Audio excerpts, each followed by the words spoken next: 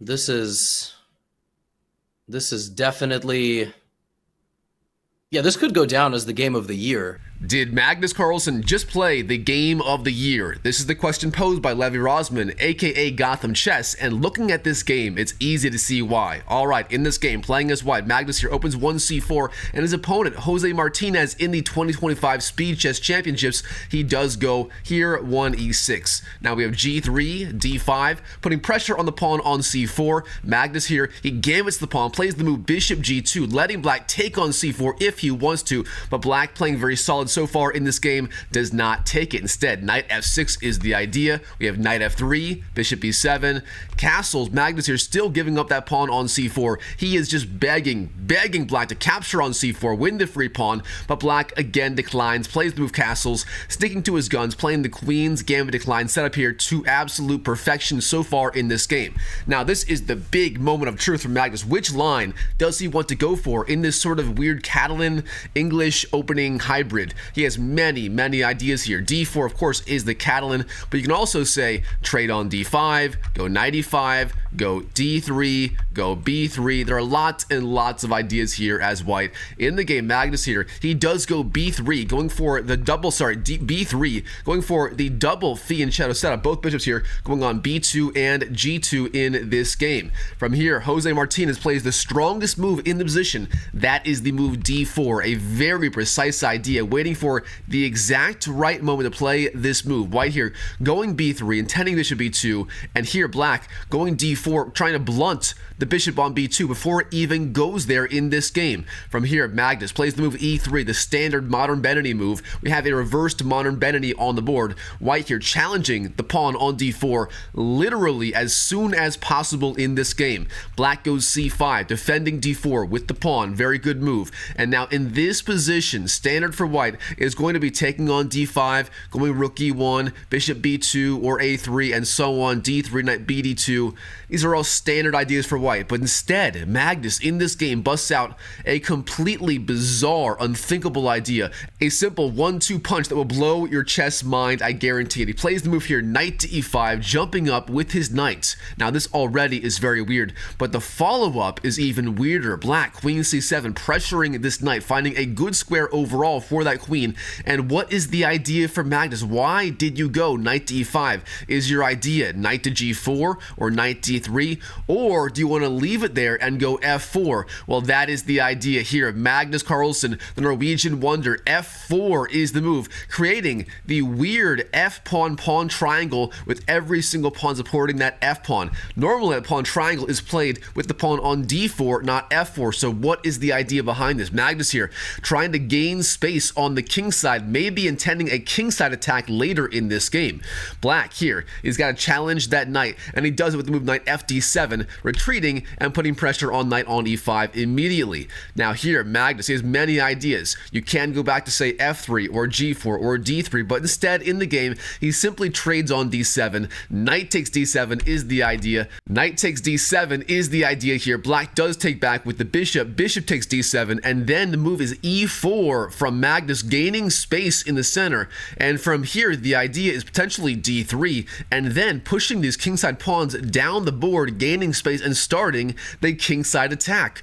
Black here, he's having none of it. He goes e5, trying to gain space as well, e5 on the board. But Magnus, d3, he simply defends, and now he has a beautiful pawn chain here with all of these pawns gaining control of the center of the board. Black, knight c6, and now the big move here, the big commitment. Magnus Carlsen, f5 is the move, releasing the tension in the center. In this position, there is still tension on that pawn on e5, but once you go f5, you are all in on the king side. The idea is sort of a reversed King's Indian defense. White here is going to push these pawns, the g pawn, the h pawn, the f pawn, all these pawns down the board and get the attack rolling on the king side. Meanwhile, black here is going to have to do everything he can to defend against these pawns advancing on the king side. Black here, queen to d8 is the move, retreating and gaining control of all these dark squares on f6, g5, and h4.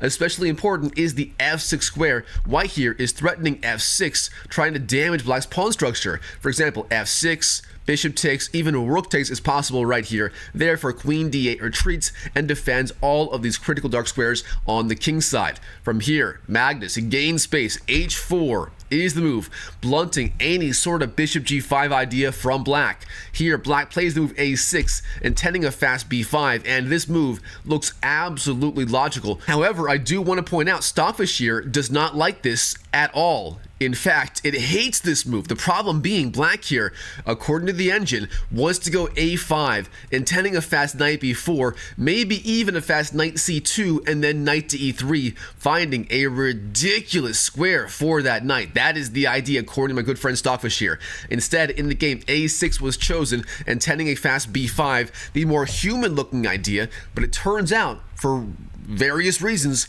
this is not the way to go. From here, Magnus, knight d2, developing, finding a good square for the knight. The idea is knight f3 on the very next move, gaining control of g5, and so on.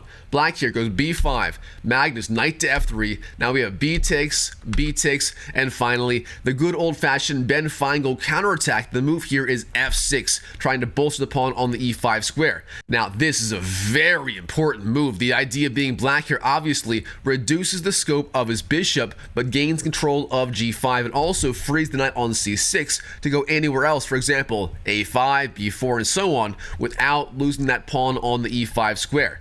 From here, Magnus, g4 is the idea, intending a fast g5. Black, rook to b8, and g5 comes anyway. Magnus going for it on the king side all out. He is not slowing down in this game.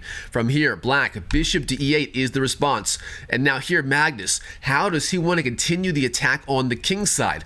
Well, he's got a few ideas. The main king's Indian defense idea, with colors reversed, is to go at some point g6. The idea being, if black goes h6, then bishop takes h6 is the key sacrifice. Now, that is not good here yet, as white does lose the pawn. However, that is the key idea in the king's Indian defense. Instead, Magnus here plays a simpler idea. He trades on f6, we have g takes, and black here trades back with the bishop. Bishop takes. Now we have knight g5, jumping in, threatening knight to e6. That knight would be a bona fide octopus. Black here defends the idea with bishop to f7, guarding that key square. From here, bishop f3, we have h6, and now knight takes and king takes. Black taking with the king. The idea is he wants the king away from the king side. The king side is too dangerous. Instead, it might be going to say the queen side, or even something like d6 here. A very strange square, but it might work out in this game. From here, white, bishop h5, hits the king. We have king to e7, and now queen to a4. Magnus here attacking on literally every single side of the board. The king side, the queen side, and so on. Black, king d6, defends the knight. He is not losing that piece for free in this game. Magnus, bishop d2, finding a good square for the bishop and connecting those rooks on the f1 and the a1 squares. Here, black, rook b2, flies down with the rook. Bishop c1, retreats, hits the rook and sends it back. Black, rook b8, and here in this position, if Magnus wants the draw, he can get it. Bishop d2, rook b2, bishop c1, rook b8, and so on would be a draw on the spot. But when you're the greatest player of all time, like Magnus, you play for a win almost no matter what. Magnus here in this position, rook to f3 is the idea. He is playing for the win. But black here spots the free pawn on h4. He does his CCTOs, checks, captures, threats, optimizations. He sees the capture on h4 and he takes the free pawn. Bishop takes h4 is the move. Magnus, rook to h3, attacks the bishop, and black, bishop g5, retreats. Magnus here, why did he give up that pawn on h4? Honestly, I don't know, but the game goes on. Magnus here, king to h1, the king slides over. Black, bishop to f6, and now rook to h2, retreats and eyes the b2 square with that rook.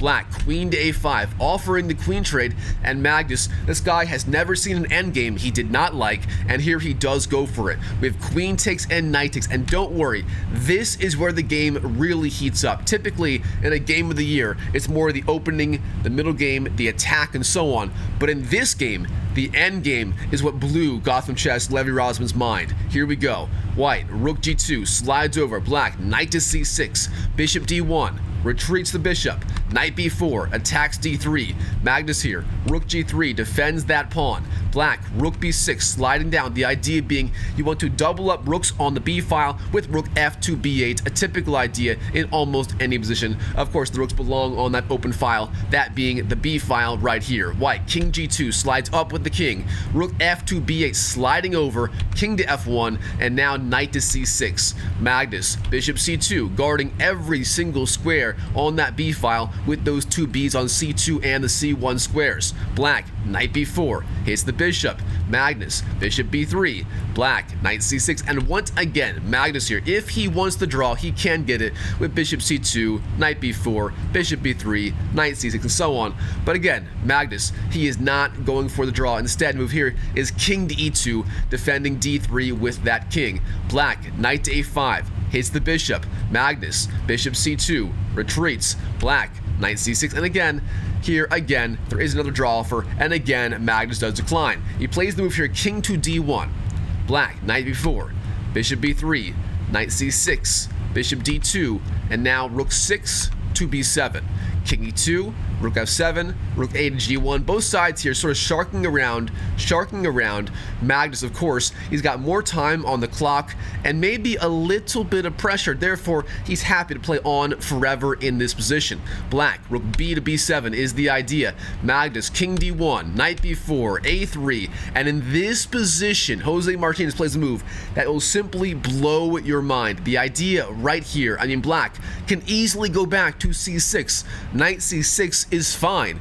It's a very, very fine move, maybe the strongest, but instead, in this position, he has 17 seconds left on the clock. He knows if you play standard ideas, Magnus will grind you down, and win on time. Therefore, he decides it is time to play an absolutely shocking idea, and he plays the move here that simply melts Gotham Chess's brain. He plays the move knight to d5, sacrificing the knight. What is the idea? Of course, you have the discovered attack on the bishop on b3, a temporary piece sack. You win back the piece right away, but you give white a very strong pass pawn on d5 if he wants it. Magnus here, he goes for it. E takes d5 is the move. Rook takes b3, flies in, wins the bishop on b3.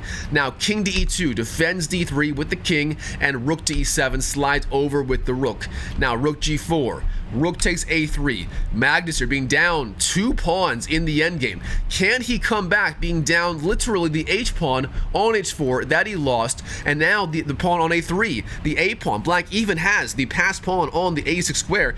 If Magnus can come back and win this game being down 2 clean pawns in the endgame with the worst pawn structure, my goodness, that is some next level stuff right there. And of course, both sides in extreme time pressure. Black having 5.5 seconds versus the 20 seconds for white. This is going to be anyone's game right here. All right, in the game, rook b1, sliding over, gaining control of the open b file. Black, king to c7, retreats. Now here, rook to g6, sliding up, threatening the bishop. Of course, there were stronger ideas. Here, the computer even likes the idea of bishop to h6, sacking the bishop. The point being, if g takes d6, forks the king and the rook, and if king takes rook b6, skewers the king and the bishop. That is the idea. Instead, rook g6 played in the game. From here, black e4 gains some space. This is a clean pawn sack. What is the idea? It's a deflection sacrifice. If you take the pawn on d4 becomes a passer, and black still has good control of e5, and that is what happens in this game.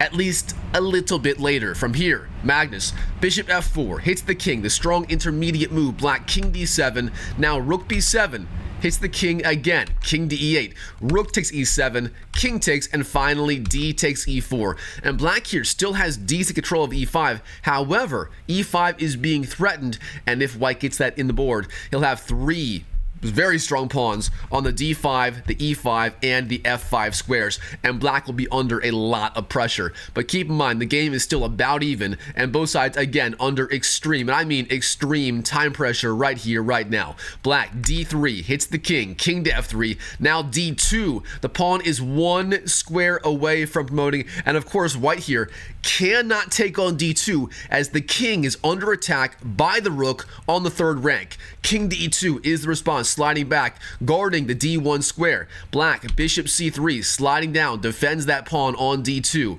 Rook g1, the rook slides back as well. Rook to a2, setting up the discovered attack on the king with the move d1 queen, which would hit the king with both the queen and the rook. From here, rook b1, sliding over, bishop b4, retreating, and now e5. Magnus finding the way to get these triple pawns rolling down the board. Black having 1.8 seconds left versus the 3.6 of Magnus. Literally anything can happen here. Either side can play for a win in this position. Black's got to find the right defense. The right defense here, shockingly, is the move d1, promoting to a queen. What is the idea? You do that, and if king takes, rook to f2, the rook slides over, hits the bishop, hits the f-pawn, and black will lose the f-pawn once he moves the bishop. Instead, in this position, the move here for black is rook to a3. Black in extreme time trying to find something to play, but this move is so much weaker. Magnus, rook to g1, rook slides over, pressures the weak pawn on g7. Black, rook to a2, again defends the pawn. Now we have rook takes, king to f8, and bishop takes h6. Magnus having the triple pass pawns on d5, e5, and f5. They are ready to roll. d1 promotes to a queen. King takes, rook h2. The king is now cut off on the first rank. Rook g6 check. The discovered attack on the king. The king must move. King to e8, and now e6. Black, bishop c3, trying to guard those dark squares, but this is a weak move, and black simply goes f6, rolling anyway. Black, king d8, rook g8, king c7, f7, and in this position, black resigns on the spot. There is nothing, and I mean nothing, you can do to go to stop f8, promoting to a queen, and white is going to win this game. Wow, what a game! Maybe even the game of the year, dare I say, between Magnus Carlsen and his opponent in the 2025 Speed Chess Championships. Alright guys, hope you enjoyed this video. If you did, please smash that like button. Happy Thanksgiving, by the way. Happy Thanksgiving. God bless all of you. And real fast, if you want to gain 200 plus ELO in 90 days guaranteed, starting tomorrow on Black Friday, we're launching Dr. Mike Chess Pro with the best guarantee in the entire industry. Gain 200 plus ELO in 90 days guaranteed, or your money back. Trust me, that program is going to blow your mind. It is exactly what many of you are looking for. So stay tuned for that. In the meantime, you can still join the free online community, drmikechess.com, but stay tuned for the announcement for the official launch of Dr. Mike Chess Pro, my new elite coaching program. And as always, I wish you the best of luck in your chess improvement journey in 2025 and beyond, and I'll see you in the next video.